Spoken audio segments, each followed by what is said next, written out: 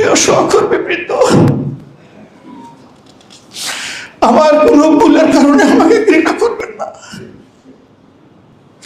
আরো বেশি দরদ দিয়ে আমার কাছে আপনারা পৌঁছে যাবেন।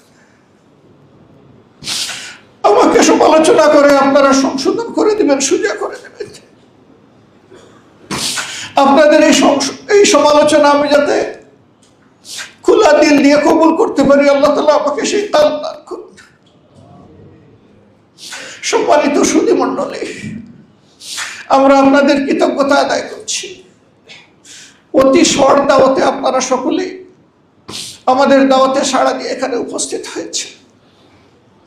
আপনারা নিজ নিজ দায়িত্বের জায়গায় অত্যন্ত গুরুত্বপূর্ণ, আমি বিশ্বাস করি অনেক গুরুত্বপূর্ণ কাজ রেখে আপনারা এখানে এসেছেন।